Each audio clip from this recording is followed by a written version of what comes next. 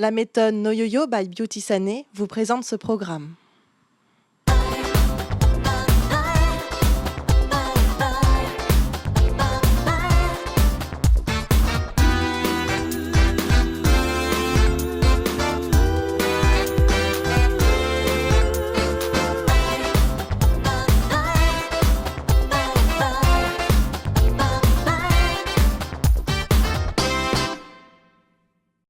Bonjour et bienvenue dans Des régimes et moi, la première émission où nos invités parlent sans complexe de poids, de régime et d'alimentation.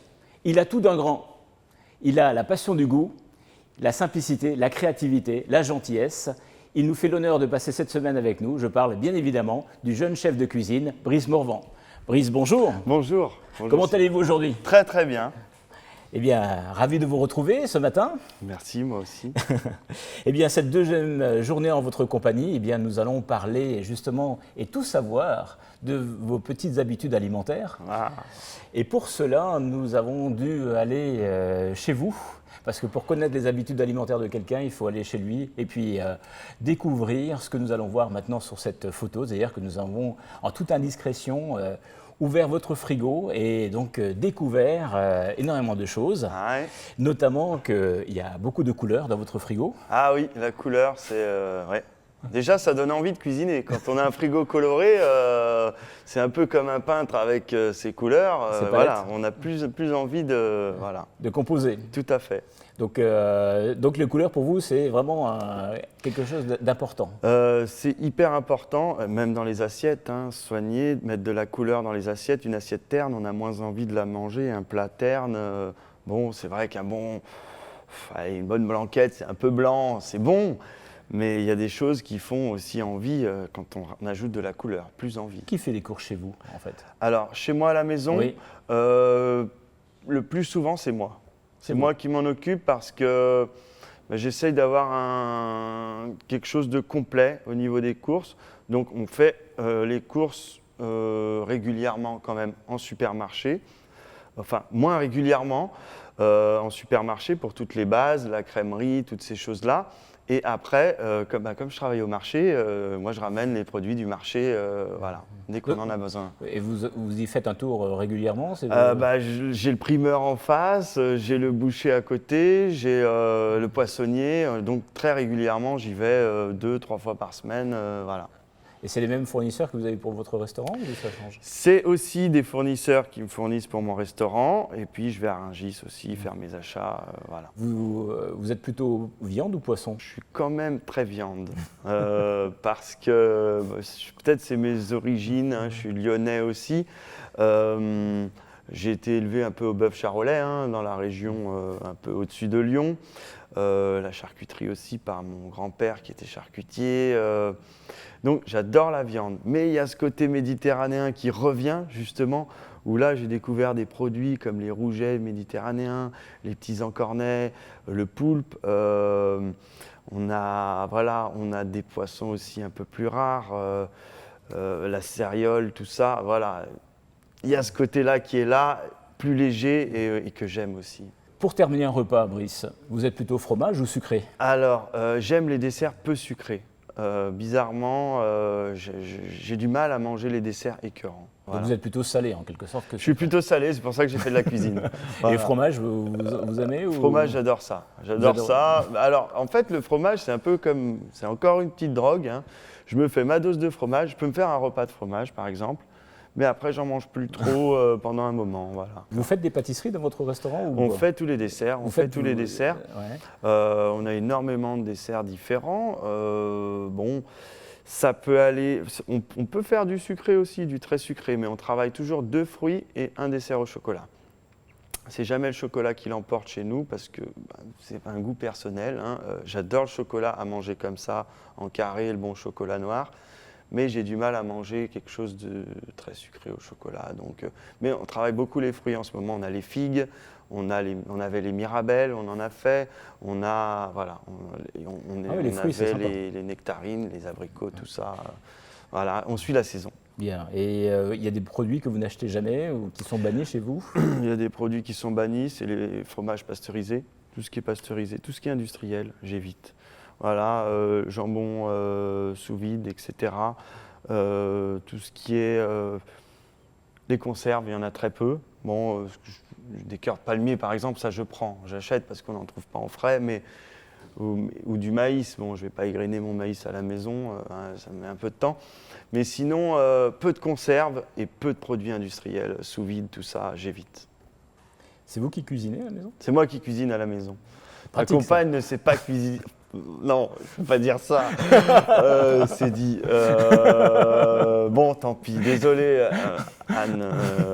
Ma compagne cuisine peu. Elle sait cuisiner, mais très peu. Donc vous lui apprenez? Elle s'y intéresse? Elle s'y intéresse. Elle s'y intéresse. Elle fait de plus en plus. De plus en plus d'efforts, donc ça va. Voilà, voilà. C'est pas par fainéantise, c'est parce que bon, elle n'a pas non plus énormément de temps pour le faire et voilà. Justement, en parlant de cuisine familiale, comment vous faites pour justement faire aimer à vos enfants certains légumes ou des plats, leur faire découvrir de nouveaux goûts? Alors ça, c'est un apprentissage, hein. C'est dès qu'ils peuvent manger du solide, entre guillemets, enfin des purées même. J'ai fait à ma fille toutes les purées de légumes et fruits possibles et imaginables. Même, voilà, j'ai fait tout goûter. Même le céleri, le céleri rave, hein, Ouais. elle a tout goûté. Et l'artichaut, tout, en légumes frais. Et là, c'était bio, je préférais pour les enfants. Donc je faisais ça, c'est un gros boulot, mais c'est important. Et du coup, elle aime tout maintenant. Elle mange de tout. Elle mange de tout. Et elle apprécie surtout ce qui a du goût. Est-ce qu'il vous est déjà arrivé, Brice, de dire à vos enfants, tu ne quitteras pas cette table avant d'avoir terminé ton assiette? Alors non, j'ai jamais dit ça à mes enfants parce que je pense que le forcing, ça marche pas. Et au contraire, ça peut les dégoûter de la nourriture. Eh bien écoutez, c'est un très bon réflexe, Ouais. parce que justement, c'est une idée reçue, et il ne faut surtout pas forcer son enfant à terminer son assiette, parce que les enfants s'arrêtent spontanément quand ils n'ont plus faim. Le forcer conduirait à entretenir son opposition et à le déshabituer à entretenir son centre de la satiété, qu'il est bien difficile de rééduquer une fois adulte. Donc bravo, c'est très bien. Et donc, est-ce que vos enfants, justement, vous êtes grand spécialiste de la junk food, est-ce qu'ils aiment la junk food? Alors ma fille adore la junk food. Bon, le premier est en bas âge, il ne peut pas encore manger de solide, mais ma fille adore la junk food. Donc elle vient au restaurant, elle prend un demi-burger, elle mange la salade, elle mange quelques frites avec. On fait des frites, hein. Junk food, ça ne va pas non plus sans frites. Attention, frites maison avec des bonnes pommes de terre, de l'huile propre, etc. Mais, Avec peu de sel. Elle en mange, peu de sel quand même. Ouais. Ouais. Ouais. Mais c'est pas régulier, hein. C'est pas régulier. Oui, c'est... Mais elle aime ça. Elle aime ça parce que ça a du goût. Justement, en parlant de junk food, on va faire un petit test, si vous le voulez bien. Oui. On va prendre 4 aliments, 4 plats préparés, spécialisés dans la junk food, Ouais. qui sont donc le hot dog. Ouais, On a un hamburger, d'accord. bien connu. On a un sandwich grec, ou qu'on peut appeler kebab, Ouais, et également une pizza reine. d'accord. Donc, parmi ces 4 plats, quel est celui, d'après vous, qui est le moins calorique? Je pense que c'est quand même le sandwich grec. Alors le sandwich grec, tout dépend de comment il est préparé, tout dépend des sauces que l'on rajoute. Mais avant tout, c'est plutôt la pizza la pizza. La pizza qui est la moins calorique, puisqu'on est D'accord. environ à 200 kilocalories pour 100 grammes de pizza. Donc après, tout dépend de la taille de la pizza et Ouais, de combien on en ouais, mange. bien sûr. Parce D'accord. qu'effectivement, si c'est une grande pizza, là, effectivement, on est en dépassement calorique. C'est perdu. Mais sinon, le reste des aliments, on est plutôt à 300 kilocalories d'accord. pour 100 grammes. Ok. Donc, mais on en mange souvent moins que, justement, proportionnellement qu'une pizza. Ouais. Donc, mais néanmoins, le sandwich grec, très bon choix malgré tout. S'il est préparé donc, avec des salades, avec des crudités, peu de viande, c'est également un aliment extrêmement C'est ce intéressant. qui m'a fait choisir ça. Brice, merci beaucoup pour votre participation, Merci. de tous vos conseils. On se retrouve demain matin pour parler de restauration. Donc, on va se retrouver dans votre univers, chez vous. Et comme chaque jour, on termine avec le conseil bien-être. Si vous devez manger dans un fast-food, privilégiez un hamburger simple avec des crudités, une grande salade mélangée, des fruits et une boisson sans sucre. Évitez les frites, les hamburgers à étage, les nuggets, les desserts style brownie ou les crèmes glacées.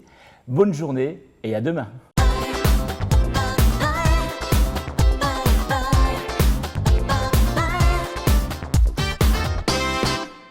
la méthode No Yo-Yo by Beauty Sané vous a présenté ce programme.